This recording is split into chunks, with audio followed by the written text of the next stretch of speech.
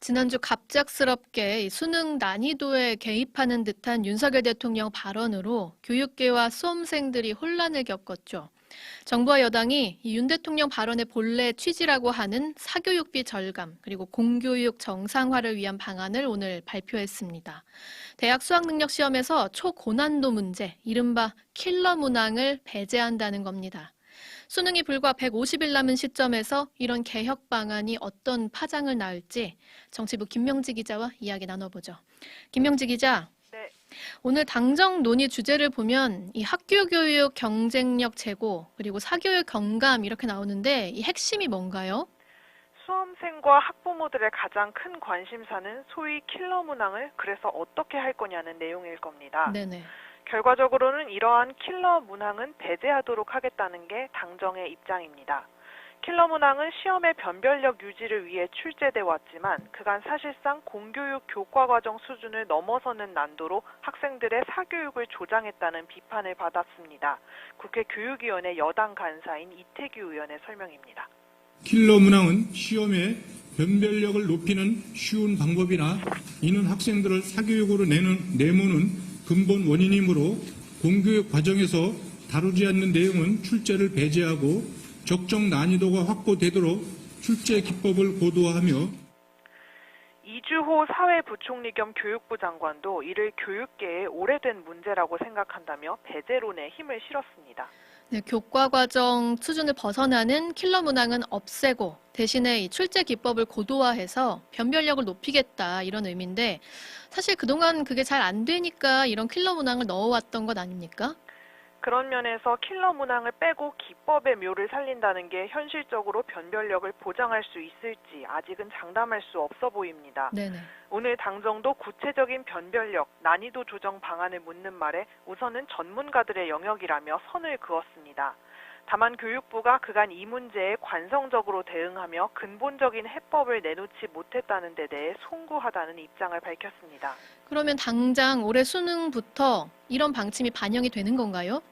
우선 이 부총리는 즉답을 아꼈습니다. 다만 이번 달 내로 공교육 정상화 방안과 사교육비 경감 대책을 순차적으로 발표할 예정인데 여기에 상세한 실현 방안을 담겠다는 설명입니다. 대통령실은 네. 9월 모평부터 반영하겠다고 이런 말씀을 하고 있지만 현장에서는 회의적인 목소리가 그치지 않고 있습니다. 킬러 문항이 사라지는 대신 다수의 준 킬러 문항이 그 자리를 대신할 수도 있다는 관측도 나오고요. 특히 킬러 문항이 주로 배치되어 온 비문학 영역에서 변동이 커진다면 현장의 수험생과 학부모의 대비 전략까지 달라져야 하기 때문에 혼란만 가중시켰다는 불만도 제기됩니다. 또 6월 모의고사가 이 같은 정부 방침을 제대로 이행하지 않았다는 평가에 따라 수능 문제를 출제하는 한국교육과정평가원 이규민 원장이 오늘 전격 사임하기로 하면서 현장에선 우려가 계속되고 있습니다. 그런데 이 과정에서 이권 카르텔이라는 말도 등장했잖아요. 이게 실제 부정한 거래 같은 게 있었던 건지 정확히 뭘 가리키는 말이라고 설명하던가요? 뚜렷한 대상이라기보단 이 같은 공교육과 사교육 사이 불균형한 구조 속에서 이익을 얻는 종사자들을 일컫는 아주 넓은 의미라는 게 당정의 설명입니다. 이런 발언이 나온 배경은 조금 더 살펴봐야겠습니다. 그런데 오늘 당정이 문재인 정부 시절 정책도 뒤집었지 않습니까? 이 폐지하기로 했던 자율형 사립고가 그럼 존치되는 건가요? 네, 지난 문재인 정부에서 폐지하기로 했던 자사고와 외고, 국제고는 결국 존치될 예정입니다. 이들 학교는 2025년이면 일반고로 전환을 해야 하지만 실제로는 운영 방식을 유지하면서 이를 위한 소송전에서도 연달아 승소하고 있는 상황이라는 게 당국의 설명입니다. 교육부 오승걸 책임교육정책실장의 말 들어보시죠. 이런 부분들이 소모적인 논쟁이 계속해서 지속되는 것은 바람직하지 않다. 기존의 학교 지위를 유지시켜주면서 학생들의 다양한 교육의 기회를 보장해주는 것이 보다 바람직하다는 것이 그동안에 저희들이 다양한 의견을 들었을 때 나온 그러한 방향이었기 때문에 당정은 이 밖에도 학생의 학력 진단과 교사의 수업 평가를 강화하고 수업에 집중할 수 있는 여건을 조성하는 한편 일부 입시 학원의 거짓, 과장 광고에 엄중 대응하는 등의 방침도 내놨습니다. 어쨌든 킬러 문항의 유무가 이제 당장 올해 수능에 적용될 걸로 보이고 또 장기적인 정책 변화를 예고한 지점도 있었는데 물론 대통령이 이제 연초부터 교육 개혁을 좀 주문해오긴 했지만 지금 드러난 진행 상황만 보면 좀 갑작스럽긴 하거든요. 맞습니다. 올해 수능이 11월 16일이죠. 벌써 5달 앞으로 다가왔습니다. 네네. 현장에서 민감하게 반응할 수밖에 없는 상황이죠.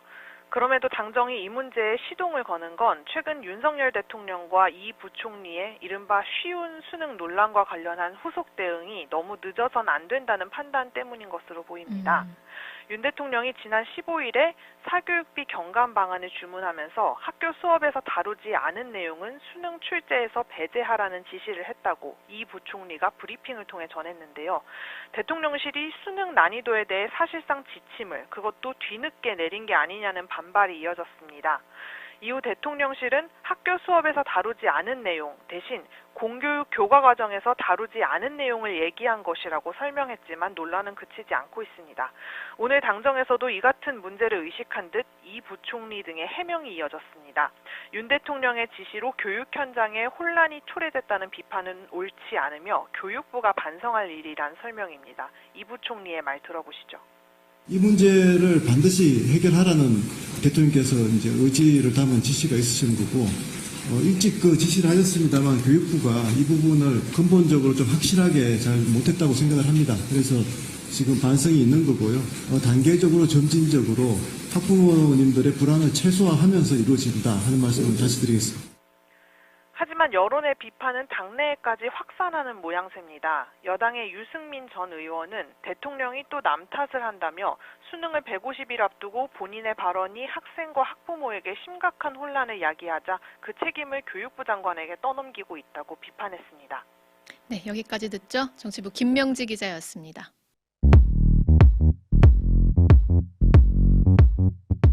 오늘 하루 뉴스 맥락 정다운의 뉴스톡이면 됩니다. 유튜브 노컷 채널 알림 설정하시면 매일 오후 5시 30분 실시간 참여하실 수 있습니다.